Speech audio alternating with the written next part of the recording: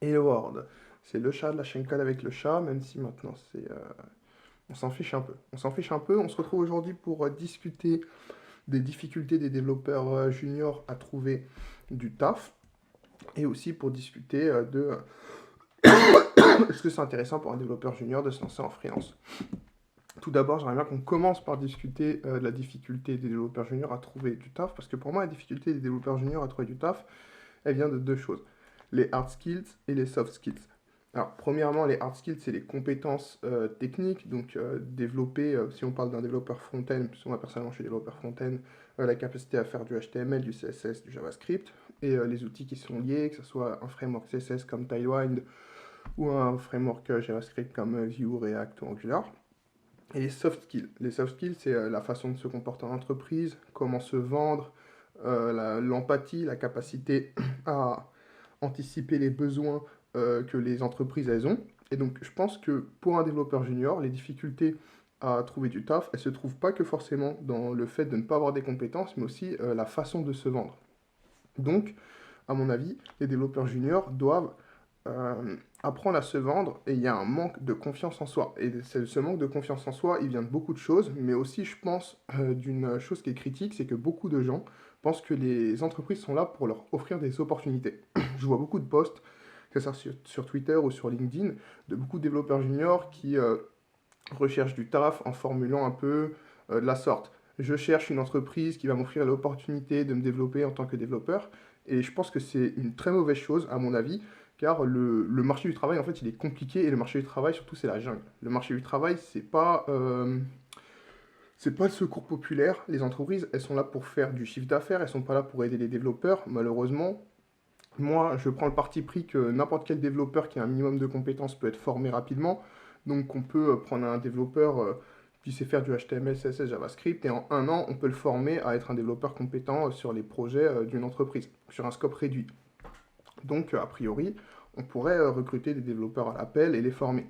Néanmoins, le marché du travail n'est pas comme ça. Les entreprises, elles sont là pour faire du chiffre d'affaires. Donc, même si toi, tu es compétent, les entreprises, elles vont chercher le meilleur, le développeur le plus compétent. C'est-à-dire qu'au moment de trouver un emploi, il va y avoir une sélection qui va se faire et c'est ce qu'on appelle la concurrence. On travaille dans un marché capitaliste dans un marché capitaliste avec une politique libérale, ce qui veut dire qu'on est tous mis en concurrence les uns avec les autres. Tous les développeurs sont mis en concurrence, et quand tu es développeur junior, c'est plus compliqué d'être mis en concurrence parce que tu as moins de compétences et moins d'expérience. Et souvent, ce qui pêche avec les développeurs juniors, c'est l'expérience, parce que les entreprises, plus qu'un développeur qu'elles vont récupérer, enfin qu'elles vont employer et qu'elles vont intégrer à leur équipe, elles cherchent avant tout un développeur compétent. Même si elles ont cette volonté de le former, elles cherchent vraiment quelqu'un qu'elles vont devoir former un minimum. Un développeur, c'est une rentabilité. Tu vas être sur des projets et sur ces projets-là, tu dois être vite compétent pour vite être rentable. En fait, c'est une balance entre le négatif et le positif. Est-ce que le dev qui travaille sur mon projet, il est rentable par rapport à combien je vais vendre le projet, ou est-ce que sa rentabilité, elle est compensée par ses collègues à lui parce qu'il est trop junior? Et les entreprises, elles veulent amoindrir le temps où tu n'es pas rentable. Parce qu'un développeur junior ou même un développeur qui rentre dans une équipe, même si c'est un développeur senior, au tout début, il n'est pas rentable. Parce qu'il arrive, il faut qu'il se mette à point sur le projet. Et selon plus tu as de l'expérience, plus tu deviens vite rentable. Pour un développeur senior, ça peut être une semaine, 2 semaines, 3 semaines peut-être, au grand maximum. Et pour un développeur junior, ça peut être plusieurs mois, 3 à 6 mois. Donc, ça, c'est quelque chose qu'il faut prendre en compte, c'est la compréhension du marché du travail et la compréhension que les entreprises, même si ce qu'on nous vend en formation ou en école, c'est que c'est facile de trouver du travail et que les entreprises, elles sont là pour nous aider à nous former quand on démarre sur le marché du travail, la réalité est tout autre. Les entreprises, elles sont là pour faire de l'argent, elles sont là pour faire du chiffre d'affaires, et donc elles sont exigeantes avec les recrutements.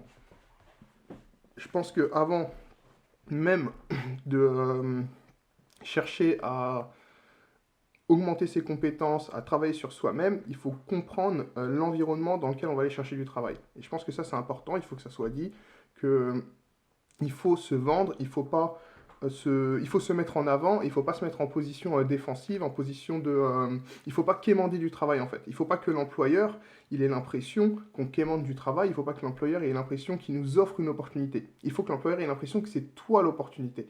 L'employeur, quand l'employeur il t'embauche, il doit avoir l'impression que tu es la solution à ses problèmes. Et je dis impression, mais ça doit être une réalité aussi. C'est-à-dire que l'employeur, quand il t'a embauché, pour qu'il soit satisfait de l'embauche du nouveau développeur dans son équipe, il doit se dire, a posteriori, après quelques mois, ce développeur a été ce qu'il me fallait, il a les compétences et il a la production qu'il me fallait au moment où j'avais ce besoin, il a comblé ce besoin. C'est toi, moi, toi, c'est nous qui devons être l'opportunité pour l'entreprise et pas l'inverse. Tant que le schéma dans lequel tu es, si tu es développeur junior, c'est que l'entreprise soit une opportunité pour toi, alors il va y avoir une problématique. Parce que l'entreprise, même si elle t'embauche, parce qu'imaginons qu'on est une entreprise, souvent on a des entreprises qui sont développeurs friendly, un peu les startups qui sont dans une nouvelle mentalité où ils essayent d'être positifs et du coup de recruter un peu plus des juniors. Si tu n'es pas compétent, tu pars vite, le contrat il est vite rompu, on va prolonger ta période d'essai. Les entreprises, finalement, c'est la rentabilité qu'elles vont chercher. Finalement, c'est la rentabilité qu'elles vont chercher. Donc, à mon avis, il faut pas se mettre en position de quémander du travail. Il faut se mettre en position d'être la solution que l'entreprise recherche. Ça, je pense que c'est quelque chose qui est très important. Avant même de travailler sur ses hard skills, c'est travailler sur ses soft skills, c'est apprendre à se vendre, apprendre à comprendre qu'une entreprise, elle n'est pas là pour t'offrir une opportunité, mais qu'une entreprise, elle est là pour de la rentabilité et que c'est toi qui dois être une opportunité pour l'entreprise. L'entreprise, elle ne cherche pas, euh, elle cherche pas à être la Croix-Rouge. En fait, l'entreprise, elle cherche vraiment à trouver le développeur qui correspond à ses compétences, aux compétences dont elle a besoin. Enfin, qui a les compétences pour correspondre aux besoins qu'elle a. Donc ça, c'est dit. Et je voulais aborder aussi, c'est est-ce que les développeurs juniors peuvent devenir freelance. Donc ça part d'un tweet de Imran. Normalement, je peux faire quelque chose sur Twitch. Tac, tac, tac. Si je dis pas de bêtises, là, j'ai switché. Je vais juste checker. Ok, c'est bon. Donc un tweet de Imran Substack qui dit unpopular opinion, créer son propre job est plus facile que d'en trouver un quand on est dev, surtout junior.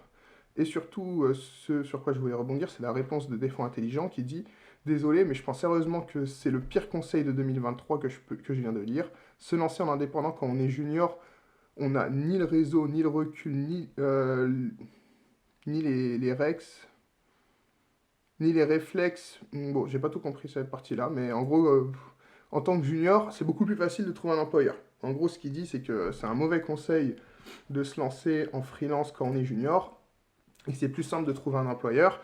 Alors, il n'a pas totalement tort dans le sens où c'est difficile de se lancer en freelance quand on a peu de compétences, et ça va dépendre du profil, mais moi, personnellement, je me suis très vite lancé en freelance. On peut dire que je me suis lancé en freelance en tant que développeur junior, enfin oui. De toute façon, je ne me considère pas comme un développeur senior. J'ai 3 ans d'expérience, donc je me considère comme un développeur entre junior et expérimenté. Je pense qu'il faut prendre beaucoup de recul et qu'on sort de la phase de junior entre 3 et 5 ans. On va dire entre 3 et 5 ans, à partir de 4 ans, on commence à devenir un développeur normal. S'il y a un truc entre junior expérimenté ou junior et senior, on pourrait dire que c'est normal. Et donc, euh, je pense que c'est compliqué de se lancer quand on est junior, mais c'est pas impossible. Et qu'il y a une réalité derrière ce qu'a soulevé Imran, c'est que c'est plus simple de trouver des clients que de trouver un employeur. Ça, c'est une réalité.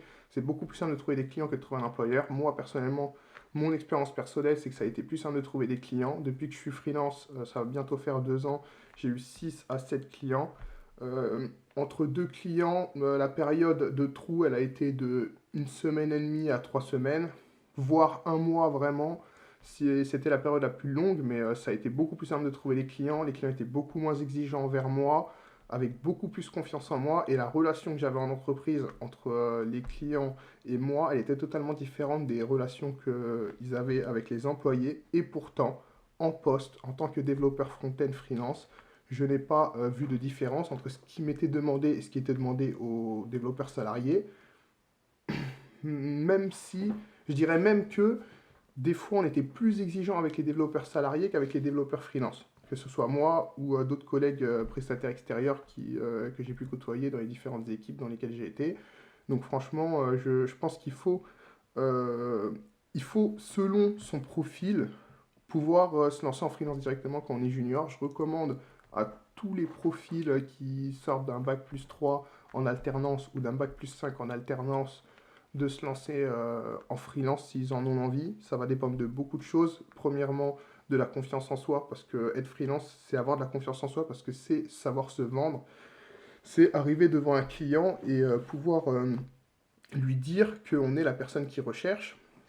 C'est être sûr de ses compétences, même si on n'est pas à 100% en phase avec le projet du client, c'est savoir quand même rassurer le client pour lui dire qu'on est la personne qu'il recherche. Et c'est des choses qui sont compliquées quand on est junior, parce que quand on est junior, on manque de confiance en soi, on manque d'expérience sur le marché du travail, on manque en fait de souvenirs dans notre cerveau qui nous permet de nous projeter dans la situation dans laquelle on va être avec le client pour nous dire ok ça va être comme ça, je peux me calquer par rapport à ce que j'ai fait chez tel ou tel autre employeur ou tel autre client. Du coup c'est pour ça que je recommande que aux personnes qui ont déjà eu de l'alternance, notamment les bac+3 et bac+5, parce que si tu as fait un bac+3 en alternance, tu as eu probablement normalement 2 ans d'alternance, et si tu as fait un bac+5 en alternance, tu as pu avoir 4 ans d'alternance, et avec 4 ans d'alternance, tu peux largement te lancer en tant que freelance. Ça dépend aussi de votre situation personnelle. La légende dit que c'est beaucoup plus compliqué de trouver en freelance des appartements, d'avoir des crédits ou quoi qu'est-ce. Personnellement, j'ai pas eu d'expérience de recherche d'appartement ou de demande de crédit, donc je peux pas témoigner à ce niveau-là. Si par contre t'as pas du tout d'expérience, que tu as fait à peine un stage ou que tu sors d'une formation bootcamp de 6 mois, 1 an, c'est mieux d'aller chercher un employeur pour se créer une vraie première expérience, ne serait-ce que 1 an avant de se lancer en freelance, parce que ça va être vraiment dur. Ça va être vraiment dur. Soit tu vas trouver des petits projets petit à petit, soit tu vas trouver une personne bienveillante qui va pouvoir t'aider. Mais comme je le disais tout à l'heure, le marché du travail, toutes les entreprises sont là pour faire du chiffre d'affaires, ne sont pas là pour aider les employés ni les gens, donc ça risque d'être compliqué. Donc, à mon avis, si tu as vraiment un background de développeur junior, que tu pars de zéro, il ne faut pas te lancer en freelance. Par contre, si tu as eu 2 ans ou 4 ans d'expérience en tant qu'alternant, je te conseille de te lancer en freelance parce que ce qui diffère vraiment du freelance et du salarié, in fine, c'est que l'argent. In fine, c'est vraiment que l'argent. Quand tu vas être en freelance, tu vas pouvoir faire le double d'une personne qui est salariée et qui va faire la même chose que toi. Actuellement, je suis en freelance, en poste dans une entreprise. Il y a beaucoup de prestataires. C'est une entreprise qui a beaucoup de freelance, il y a très peu d'employés, mais je fais la même chose que les employés en tout cas que le peu qu'il y a. Les entreprises où j'étais avant, c'était pareil, je faisais la même chose que les employés, il y avait très peu de différence. Et si tu es junior, si vous êtes junior, euh, déjà approfondissez vos compétences techniques, mais quand vous avez le minimum de compétences techniques, donc des compétences en HTML, CSS, JavaScript, une capacité à faire la programmation JavaScript, une compréhension des différents concepts, les conditions, les fonctions, les boucles, l'agencement entre tous ces concepts, le traitement des datas, le différents types de data. Vous avez déjà call quelques API. Donc un bon socle et une utilisation d'un framework component friendly, que ce soit React, Vue ou Angular, même si moi je favoriserais Vue en premier plan et React en deuxième. Si vous avez déjà cette expérience-là et que vous avez travaillé en alternance, sur des vrais projets, des projets réels avec une entreprise, que ce soit 2 ou 4 ans, il n'y a pas du tout d'obstacle à se lancer en freelance et il ne faut pas avoir peur. Franchement, le freelancing, c'est pas plus compliqué de trouver des clients, enfin c'est même moins compliqué de trouver des clients que de trouver un employeur. En tout cas, mon expérience à moi, ça a été moins compliqué de trouver des clients qu'un employeur. Et pour plus de net à la fin du mois, in fine, plus de net à la fin du mois, donc j'ai vu que des avantages. Personnellement, j'ai vu que des avantages. Je le recommande à tout le monde selon la situation et surtout quand vous avez ces compétences, quand vous avez les compétences, après il faut travailler sur vous-même, sur les compétences, les soft skills, sur la confiance en soi. Typiquement, quand vous arrivez en entretien, le genre de propos qu'il faut avoir, le genre de propos qu'il faut tenir envers une entreprise. Donc le client, il vous présente le projet, vous regardez le client et vous lui dites, d'accord, alors j'ai compris le projet que vous venez de m'expliquer, je comprends quels sont vos besoins. Alors moi, je ne suis pas forcément le meilleur développeur du marché, il y a meilleur que moi, néanmoins j'ai les compétences nécessaires pour répondre aux besoins que vous avez. Vous avez une surcharge de travail actuellement, vous avez besoin d'augmenter la capacité de développeurs de votre équipe. Moi, je suis en capacité d'intégrer votre équipe, de prendre le projet en cours de route. Bien sûr, les développeurs sur place devront m'onboarder. Et ensuite, dès qu'ils m'ont onboardé, je serai en capacité de répondre à la surcharge de travail que vous avez actuellement. De répondre aux besoins ponctuels que vous avez. Donc, après, vous établissez un contrat avec le client, que ce soit sur 3, 6 mois ou un peu plus, et vous commencez à travailler avec lui. Mais ce qu'il faut, c'est vraiment le regarder, le rassurer, lui dire: je suis en capacité de développer ce projet, je suis en capacité d'arriver sur le projet et de m'intégrer à vos équipes, j'ai les compétences qu'il faut, je suis développeur Vue.js, vous avez besoin d'un développeur Vue.js qui développe des composants, qui est en capacité de développer une application scalable, qui comprend la cohérence de l'application, qui comprend comment fonctionnent les tenants et les aboutissants de l'application, qui comprend aussi le secteur d'activité du service du client, parce qu'il faut aussi s'intéresser au projet du client, il faut pouvoir s'intégrer au client. Il faut en fait être développeur freelance, à mon sens, c'est être un caméléon. Il faut à chaque fois pouvoir s'intégrer comme un salarié aux équipes du client. Et du coup, ce qu'il faut vendre, plus qu'un développeur, ce qu'il faut vendre, c'est une personne en capacité d'avoir les compétences du développeur, mais aussi d'un temps A à un temps B, de s'intégrer comme si c'était un salarié à l'équipe du client. Et du coup, il faut rassurer le client sur ces points-là. Et donc, si vous avez les compétences techniques, mais vous n'avez pas la capacité de rassurer le client, la capacité de communication, la capacité de confiance en vous pour vous exprimer et vous mettre en avant et dire oui, je peux le faire, ça va être compliqué de trouver des clients ou même des employeurs, que ce soit en tant que salarié ou en tant que freelance. C'est pour ça qu'il faut travailler sur soi-même, il faut travailler sur les soft skills. Je vous conseille de consommer du contenu de développement personnel. Moi, j'ai beaucoup consommé de contenu de Anthony Nevo. Anthony Nevo, c'est un YouTuber. D'ailleurs, j'ai participé à une de ses vidéos il y a cela quelques années, lors d'une rencontre abonnée. Tac, tac, tac. Anthony Nevo. Donc lui, c'est un mec qui fait du développement personnel, la vie de dingue, Anthony Nevo, depuis super longtemps. Et